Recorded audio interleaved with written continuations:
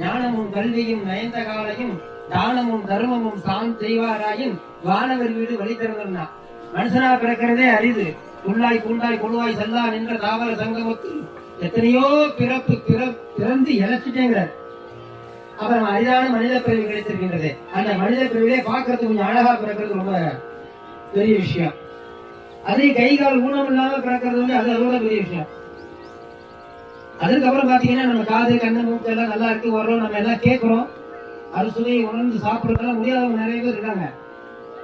இப்படி இந்த அரிதான பிறவியை இறைவன் கொடுக்கின்றான். இந்த அரிதான பிறவிலே ஞானமும் கல்வியும் நயத்தறிவு. கல்வி என்பது வெறும் BA MA இது மட்டும் கல்வி கிடையாது. இறைவனை பற்றிய கல்வி, இறைவனை பற்றிய ஞானத்தை நாம் வந்து நயத்தல் அதை உணர்வது பெரிது.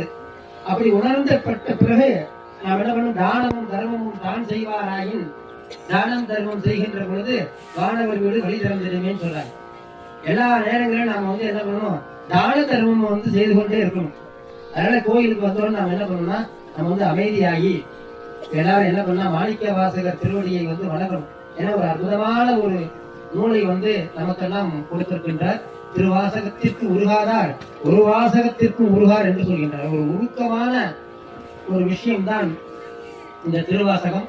அதனால நம்ம முதல்ல எந்த ஒரு செயல் செய்தாலும் முதல்ல நம்ம ஆரம்பிப்பது யாரை வணங்குறோம், விநாயகரை வணங்குறோம். அதனால எல்லாரும் விநாயகர் பெருமானை மன உருகி வணங்குங்கள். மேலே வந்து விநாயகர் மஞ்சள் நாளை விநாயகர் பூஜை வச்சிருக்கோம். அதுவரை ஒரு விநாயகர் பூஜை பண்ணிட்டு அதனால எல்லாரும் விநாயகர் பெருமானை மன உருகி தியானம் பண்ணி கூப்பிடுங்க.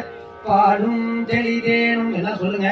பாலும் தெளிதேனும் பாகும் பருப்பும் இவை நாளும் கலந்துனக்கு நான் தருவேன் கோலம் செய்துங்க கரிமுகத்து தூமணியே நீ எனக்கு சங்க தமிழ் மூன்றும் தா.